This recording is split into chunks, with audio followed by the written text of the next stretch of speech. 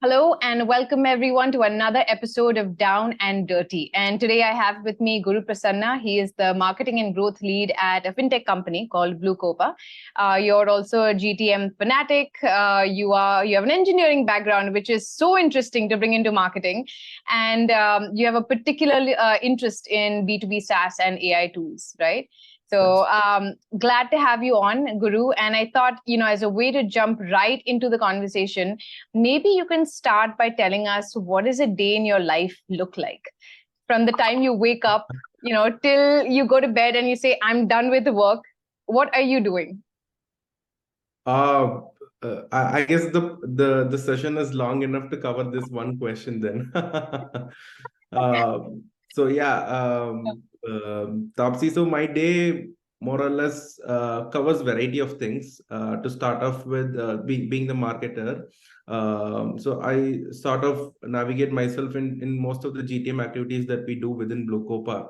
And since we are a seed funded startup, which is in very early stages, I sort of put multiple hats around, product marketing, content marketing, events marketing, and so on. So my day more or less looks like having a few meetings with internal and external stakeholders, planning a few things for the current and the upcoming quarter, working on a few personal items of mine, which is my own projects, and collaborating with the engineering and the product team on a few product specific activities as well.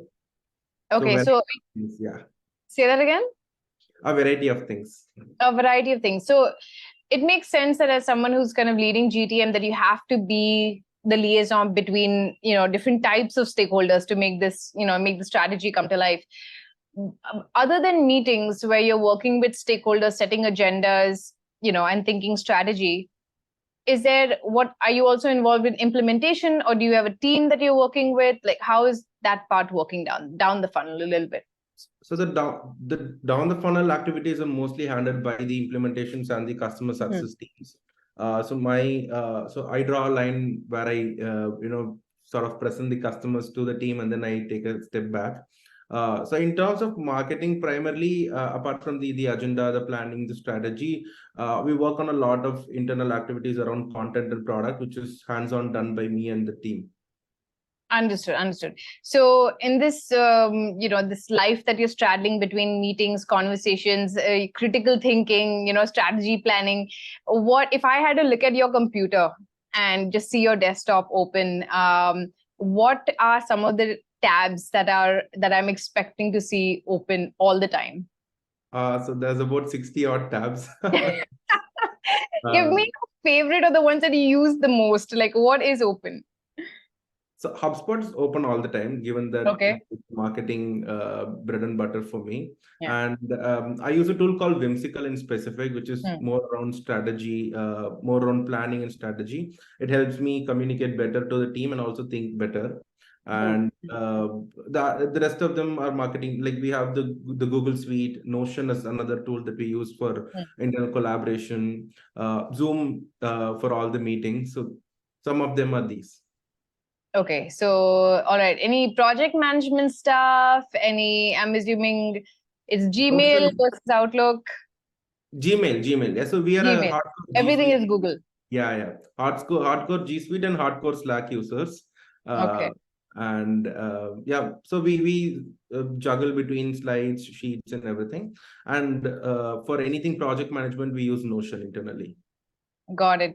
And where do you go for your research, for marketing research, insights? HubSpot is still implementation, but are you also using anything with AI, given where we're at right now? Absolutely. Sorry, I forgot to mention that ChatGPT and Bard both are tabs open in mine. So I sort of take preference to whichever is more relevant and reasonable to me with the query that I come up with, the prompt that I come up with. So most of my research comes from here and the Google search that I do. Because again, right, despite having ChatGPT and Bard, there's always old school Google search that gives you a lot of information. So these are the areas. Bing search again. So all the search engines as well as this. YouTube is one underrated place where you can find a lot of information, irrespective of what kind of content or what kind of information you search for. So I just did a YouTube search on how to be a podcast speaker. I hope that tab doesn't show up now. And let's do a debrief after the session is done about whether they were on point, whether all the hacks worked out and all the tips came in handy. So We'll see. I hope so. yeah. No, it's going to be fine. Okay, so we are going to talk about Whimsical, right, in particular, as one of the tools, one of your go-to tools in order to just do your job better every day. So tell me a little bit more about the tool. For someone who may not have already heard about Whimsical, what does it do for you? Right. So Whimsical, in a very specific, in a very generic way, is a planning tool. So it helps you, express your thoughts and ideas in the form of a mind map, in the form of a flow chart, which is pretty similar to how tools like Miro operate. So let's say you have a set of actions that you want to do. You can do a Kanban board out of it. Let's say you have a seed thought and you want to branch out of it and build a whole plan, right? So that Whimsical helps you with that. So it's more like something that lets you build up an idea strategy and you can present it to the external or internal stakeholders. Got it. So what are some of the use cases that you yourself have used Whimsical for in the work that you do? Primarily anything that with regards to let's say there's a new project coming up, a new experiment that we're trying within Bluecopa around content, around product, or around any other sort of marketing. So the idea stage goes into Whimsical. We sort of branch out, we sit together as a team, we put in all the ideas, then we branch out, we connect as to which of these ideas make sense, which of these don't make sense, which is feasible and isn't. So then we finalize as to what all the things we're going to pick up. Then we go about building them further, right? We build mind maps out of that, and then plan to do a checklist of sorts, list on what all needs to be done to achieve that outcome, and then build the whole structure within Whimsical. So each one is a project. For example, an example that I could quote out of Bluecopa is we were working on a content project with a few interviews that we wanted to do with CFOs. So that project the whole project was stemmed out in Whimsical, and then we took checklist and then we started implementing it. Got it. Okay, so let's break that down. This is a great segue into going down and dirty into that use case, right? So let's say you are thinking through you're doing these user interviews, with CFOs. How did the entire project, I mean, to what extent did you scope that project out on Whimsical? So let's start with step one. Like you first created, what happened? Can you take us step by step till where you left the platform to do something else outside the platform? Sure. So would you want me to? Yes, please. If we can do a share screen, that would be fantastic. Perfect. Let me could you please enable it? Yes. There we go. I think here we go. Just a moment. I want to confirm if you folks can see my screen. Yes. So let me just open a blank canvas for now, just so that I can show you folks how it works. Right. So let's say I am working on a content project. So I first take up a mind map, right? So content project, this is what I start with. Then I sort of find out what all the things that needs to be done. So first thing is I need to find the list of the people that I want to interview, right? People to interview. Then I go about finding the dates or the set of timelines when I want to interview them. What are the themes or topics I want to interview them on? So all these things each gets listed out as a narrative, and then within the people to be interviewed, I again stem out and then list down. Okay, let's say Bill Gates is one. We'll have Warren Buffett as another. We'll have Mark another, we'll have Elon as another, and so on, right? So we keep extending this until we find out an exhaustive list, and then we sort of then bring it down to, okay, is Bill Gates a feasible speaker for us? Okay, if it's yes, then we go about selecting them and moving them to green and so on. So this is one of the activities that we do. So this is the whole brainstorming process. What seems very small here, I can probably show you an example. So this is one of the projects that we just did on what all we need to do in terms of the September activities. This is another And are you using your color codes then to kind of define status? Yes. Is that what Yes. you do? Yes. So we Okay. so this one again, right? So whatever is in yellow is work in progress. Whatever is green is done. Whatever is in purple is basically to be started, and whatever is in red is stopped, paused. Now, someone could argue that you could do the same thing in tabular form and have drop downs. I mean, you use Notion, so you know that they have an extensive, array of tools at a database level to manage status. So why Whimsical over a table? So I think it's easier for you to navigate. You simply type in so the flow of ideas is not interrupted in Whimsical is what I feel. Right. So I've tried Miro, I've tried other tools, I've tried Google Sheets as well, but I think Whimsical lets you flow down the ideas a lot easier, a lot cohesive as compared to the rest of the players out there. Interesting. Can we specifically hone in on where Whimsical is different from Miro to do the exact same thing? So Miro also has its own advantages. It has umpty number of templates that you could literally import and start working on. So the time to value at Miro is a lot quicker. But with Whimsical, it's about the user interface. It's a lot more easier to navigate, a lot more easier to get things done, and then the product flow, right? The ease with which you can bring the idea and then do the whole planning, it's a lot easier with Whimsical as opposed to Miro. It's more qualitative than quantitative for me to define as to what the value prop is. But yeah, that's why I prefer Whimsical over Miro. And of course, there's plenty other use cases that we use it for. One of them is the landing pages. So the website landing pages that we do at Bluecopa, right? So those were also initially, we import them into Whimsical. I give them if there's any recommendations, changes, we mark them, we let them know. If there is any change in text, illustration, image, everything, we come and collaborate here. Got it. All right. Are you using the templates and the themes? That's something that Miro pushes a lot. Miroverse is it's a quite significant, it's a big chunk of its product experience. Do you leverage templates here, or do you find it just easier to kickstart your own project planning in the way that you just showed? So I'm more happy to come up with my own idea, come up with my own flow. So that's another reason why I prefer Whimsical, because it lets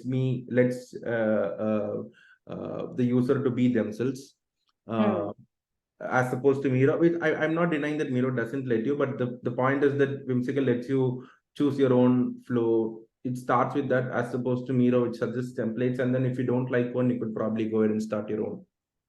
Got it. Okay, so let's come back to this particular use case. So this is something that you actually worked on, right? Like a content plan where you were talking to CFOs, you said, so what the objective of the use case was to talk to CFOs to understand what content matters to them. Was that the objective? Yes. So we wanted to release a few content pieces out of Bluecopa, and we want them to be extremely relevant to the CFOs. So that being said, we wanted to collate the whole content, curate them from CFOs and give it to the CFOs. We didn't want to be the manufacturers of content, rather just distributors of it. So we thought, okay, who else would be the best person to give us information? It would be the CFOs themselves, right? So we took a few CFOs in list. We sort of reached out to them who are more camera friendly, who are more open to giving us interviews. We did a few sessions with them. We took their recordings, we worked on it, and then we are yet to share it, but this is one project that's going live very soon. Amazing. So, I mean, first of all, the fact that you got CFOs is a big deal. So that's, a big pat on the for getting people to talk to you and then have them be recorded in order to share it. So, but let me put a disclaimer that only 2 in 10 people genuinely agree. 8, probably 6 don't even respond. 2 mostly deny. 2 in 10. Dude, you don't have to tell me about recruiting. It's what I do day in and day out. It's what we do as a company, and it is really hard. So, which is why I said the fact that you got these CFOs is great. Yeah. So tell me something. So, okay, this is the objective of the project. So now let's anchor this into Whimsical. So you came in, you have a content project, and you kind of listed these things out. It's easy to kind of make a list of people who you would like to talk to. Where else did Whimsical come in this content strategy piece? So you have dates and themes. So once you start branching these things out, then is it kind of done, or are you kind of bringing in team members? Are you guys commenting? Like, what's happening? How else are you using the tool? So this is a collaborative experience. So I will Mm. invite my team to work with me as well on this. So the initial effort, right? So right from opening the mind map and building out all of this is done collaboratively. So let's say I focus on the people to interview. There'll be a teammate of mine who'll be working on the dates. There'll be another person who'll be listing out teams. So all the effort is done collectively. And once we are done with the whole mind map, right? So then we take it with the leadership, we sit with them, we talk, we present our ideas, and then we make decisions, we color code them based on what's approved and what isn't, and then we remove, and then I mean, it depends. We either go to Notion back and then build the whole project plan there, or we can do some sticky notes here as well, right? Let's say I want to, the feedback is that get more US leaders for content published in US, or let's say get a diverse audience, working across multiple industries to share information. So all these things that we are getting as information as notes could also be mentioned here. Understood.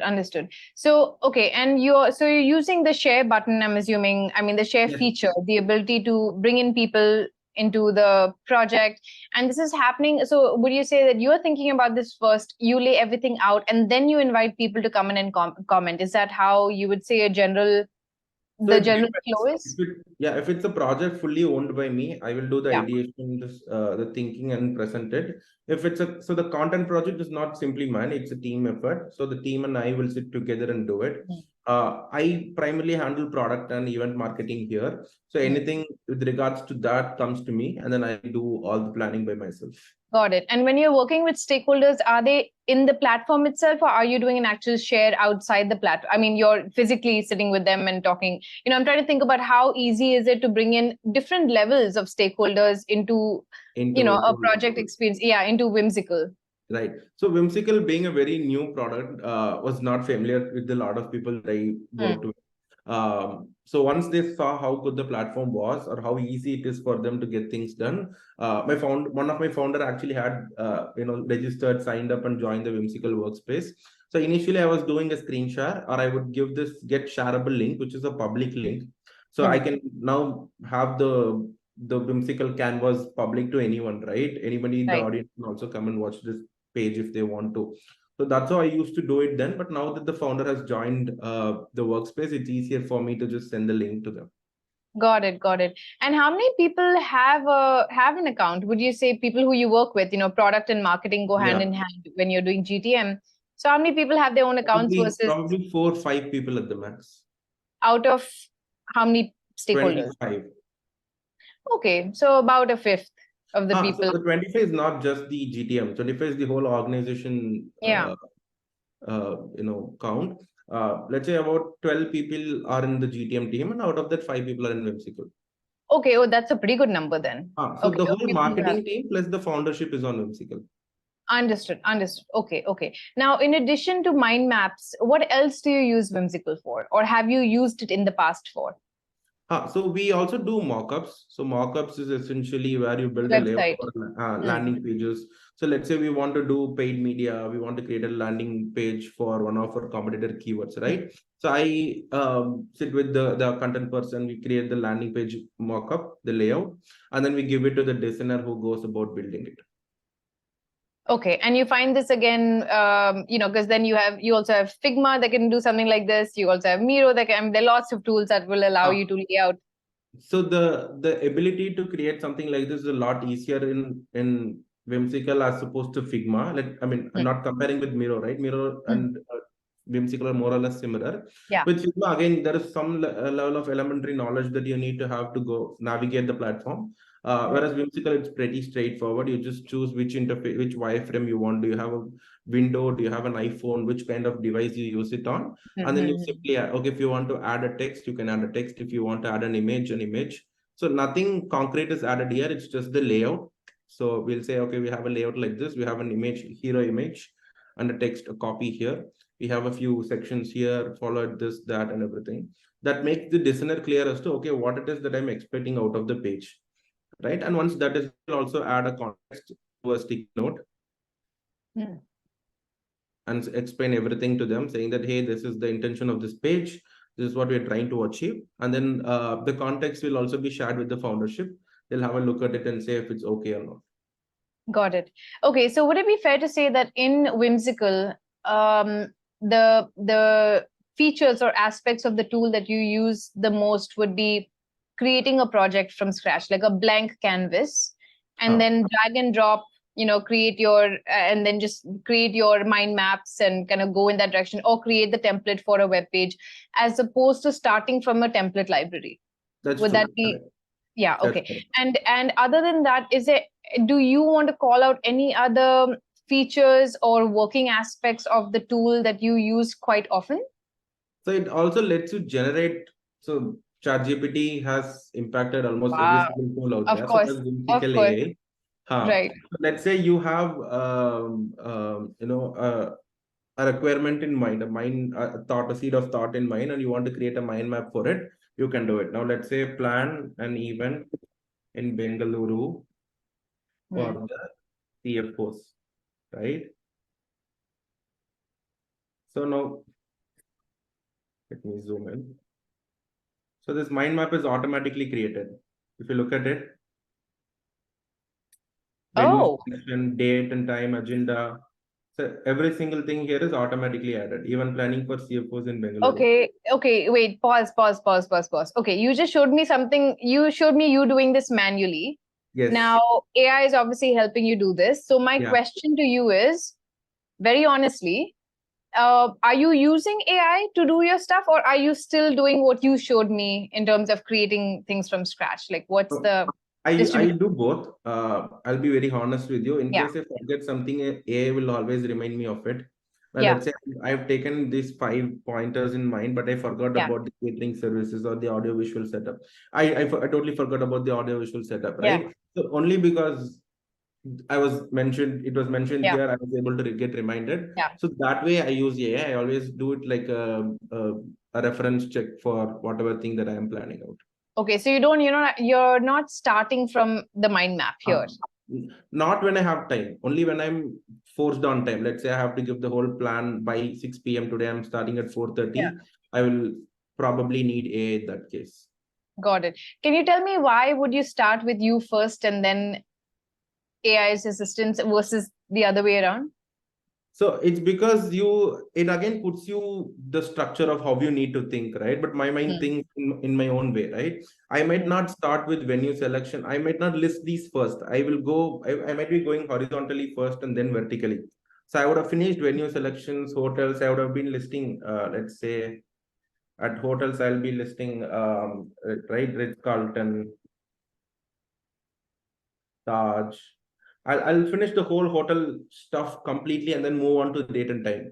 So now I'm forced to sort of work in a structure that's predefined to me, right? So it's just that freedom. Nothing wrong in it. I just like the way how my mind thinks.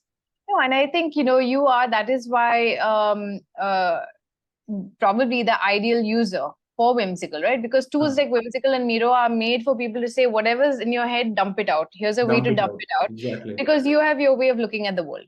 That's right. true. And so then it makes sense that if that is the objective and the way you work, then you would want the blank canvas as opposed to templates or as opposed to AI, right? That's already kind of predefining stuff for you. And then you use those things as supporting like assistance, right? Like just assistance to. That's true. Fine. Okay, that makes sense. So what do you not like about Whimsical? Is there anything that where the tool falls short for you? I think it's priced for a Indian audience, not exactly for an Indian audience. But again, still not that expensive. But yeah, their GTM is pretty focused on US and the rest of the world as opposed to India. So the way we think, the way we operate is something that they probably have an overlap of thought with, but not specifically thought for Indian audience, right? So Understood. would love to have them think about us as one of the ICPs too. Got it. So can I ask you, what is the pricing like? Is it I honestly have to check. I cheap? haven't. Yeah. Yeah. I'm just trying to see whether is it easy for someone to say, oh, I'll give this a shot. It's only, $10 a month or I $6 think it's 10 or bucks a something like month. that. Yeah, I think it's Okay. 10 bucks a month. Yeah, it's 10 bucks a month. It's 10. Okay. So yeah, but you're right. It's not priced in rupees. This is not we're not the primary audience. Yeah. Right. Okay. So ideally, for example, if I have to, let me get back to the page. So if I have to get 5 people here, it's $50 per month, right? So for the usage is not justified. So only it's me and a couple of other people who use it on a daily basis. The rest of them are just reviewers, right? So getting them on the platform as well doesn't justify the cost of it. Got it. Up to 10, right. So you still, I mean, if you have 5 people who are in it, then you're looking at $50 a month, which then starts adding up, multiplied by the year. Yeah. I would love to explore a startup program option if they have any. That's a good point. Okay, all right. And okay, so other than that, is there anything in terms of its functionalities that that leaves something wanting? I'm just thinking, nothing I could think of. Just was thinking if there's anything else I could show you. Yeah, I totally love how things work with Whimsical. Or I don't know if everybody experiences the same with it, but I sort of do every single thing in Whimsical and Notion. So that those two are my mind maps. One is for thoughts and other is for expanding the thoughts. So that way, I've never been unhappy or unpleasant with Whimsical. It's always been a really good platform that I go to every day. Even today, right before probably a couple of hours ago, I was working on another mind map for Bluecopa. Okay, so basically mind maps, which makes sense because you're someone who's coming in to think strategically, right? So for you to kind of put down all the moving parts of things into a canvas and then to connect the dots is where Whimsical, and then I'm assuming Notion, what does Notion do for you then? Once you have it in Whimsical, then what are you doing in Notion with it? I expand the thoughts. Now, let's say we are doing the very same event, right? An event for CFOs, sorry. Yeah. We're doing an event for CFOs. We finalized the location to be Taj, right? Taj Bengaluru. And then we're doing it on a weekday. We are doing it on Thursday. So that's finalized and all the stuff is done. So then I create a Notion page, which is a replacement to a PPT or a Google Doc. And I simply share the link with the team. The team can come and comment on it. And then we could ideate, brainstorm. I can add relevant screenshots. It's again another canvas where I type in stuff, right? Without switching context, I'll just probably explain. So the event that we are trying to do, all the things that is needed for us, this other stakeholders that we work with, everything is in Notion. So it's externally shareable as well. Correct. And then you can now start adding properties and other supporting, data that you need to get the job. True. Now, let's say we're tracking our attendees, we're tracking our registrations in a different platform. Hubspot form, or let's say Luma as a platform is where we're tracking. So that data can be fed into Notion as well, and we could easily track it centrally. It updates real time. So that integration works. Got it. Okay.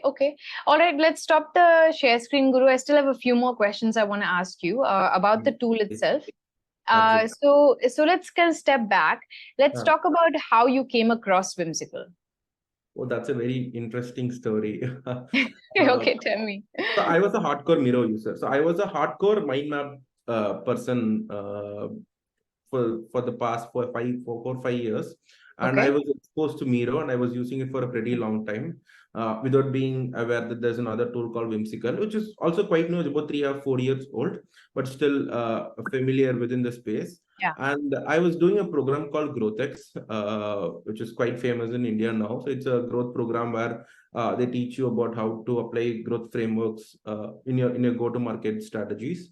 And the whole session was done on Whimsical. So my teachers who are the founders of GrowthX, Yeah. explain everything on Whimsical. So that's how their mind works. They explain things over a mind map. So kind of thought, it was very fascinating. Oh, okay, this is exactly how a mind works, right? So you think, let's say you're trying to explain something. They're teaching you about how paid media works.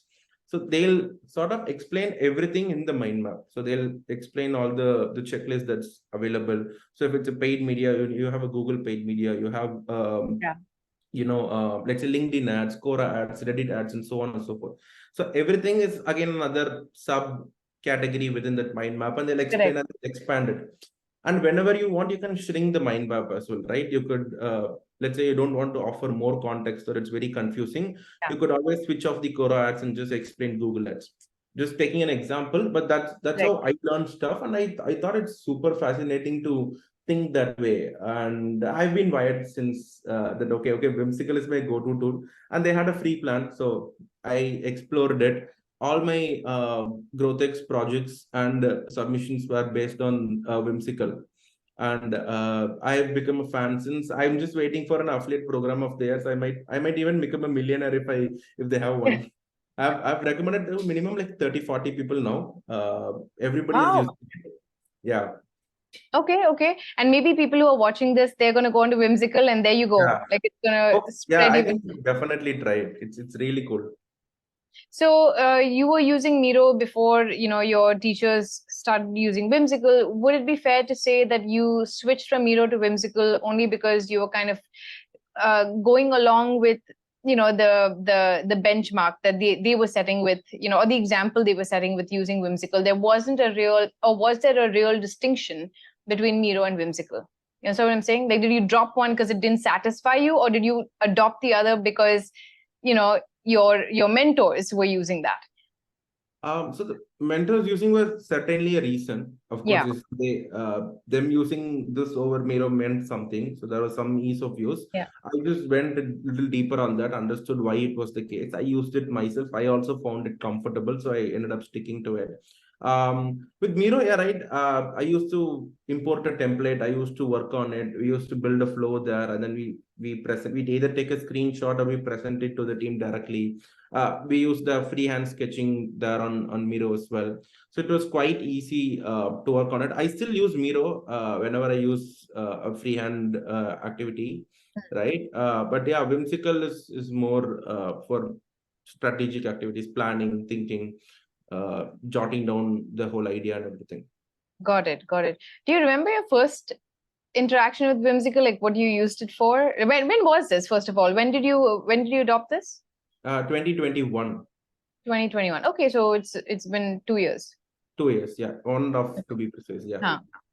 And so it was in GrowthX. I saw a person doing their class on. I mean, I saw my founder, the teachers doing it on Whimsical. Then I was supposed to submit an assignment / project where we take a case and we do it.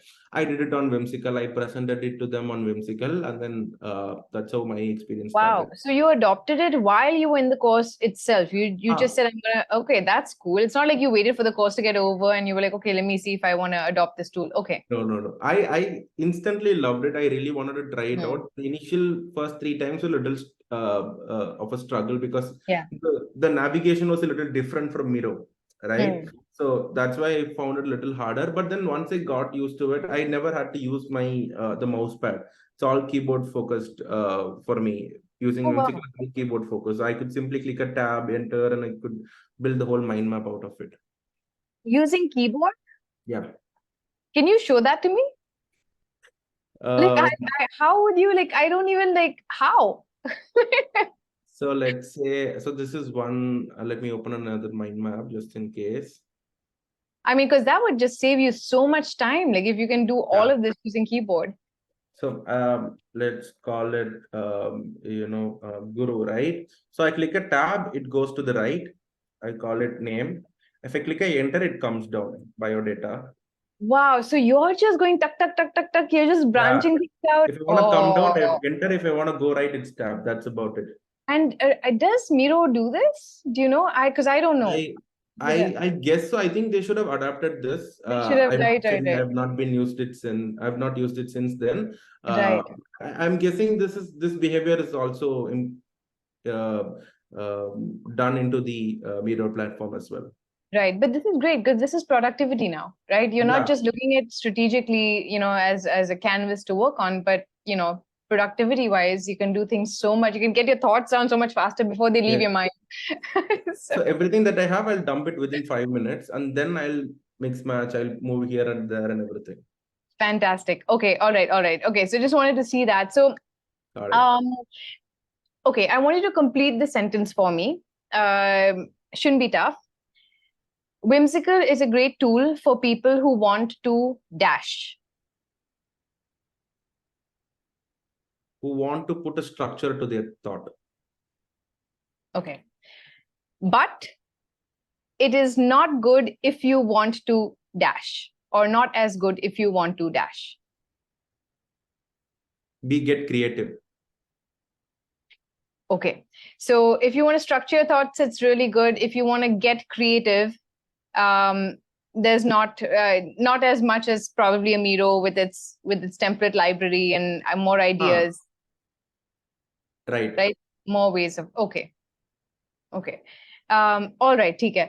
So the only thing that I've left is rapid fire and very easy stuff. So is It's there the a hamper for me? Yeah, I'll send you some swag after that. Okay, all right. First question. Name one thing on your bucket list. So do a hike in one of the Himalayan camps, base camp or somewhere. Okay, all right. Next one. Which social media platform are you most active on? Instagram. Okay. What comes to mind when I say happy? Happy is home. Okay. And do you believe in karma or coincidence? Karma. Huge believer of karma. Okay, awesome. Guru, that was it. And is there anything that we have not touched that you want to talk about before we call it quits? No, I think to be honest, this experience was very new to me because we don't go about talking to people. Hey, I use this tool. What have you been using? So it's quite fancy, right? It's like showing this is your B2B version or B2C version of showing off your Air Jordans. So I have this Air Jordan 1, I have your Air Jordan 4, what do you have, and so on, right? Exactly. But I always enjoy showcasing whatever I do, how I use a platform, because adoption is also something that I'm super fascinated about. So I was a customer success person before a marketer. So I used to teach people how to use a platform. So when I try something new in a platform, I get fascinated by it. And me showcasing it was a very nice experience for me. It was very new to me. I'm not still able to quantify or put it in words, but it was very new to me. It was very nice. I'm so glad that you had a good time and you enjoyed yourself. I know I liked learning about Whimsical. I've not used Whimsical before. And the whole objective of this is to, like I said, have exactly these conversations where you're like, what are professionals using? Like, what is a marketer using? What's a designer actually using, to get the job done? So this was very insightful and I really appreciate your time and I hope you have a great weekend. Thank you. If at all I'm taking anything from this session, if it's to let you folks plan the next podcast on Whimsical. Okay, I'm going to give it a shot, especially the keyboard thing. So I am loving it. The fact that you showed me how you could do that on keyboards is amazing. You should definitely try it. It might get hooked into you, but yeah, you should definitely give it a try once. I'll do that. I shall do that. All right. Thanks so much, Guru. Thank you, Taapsi. You have a great day. All right. Bye.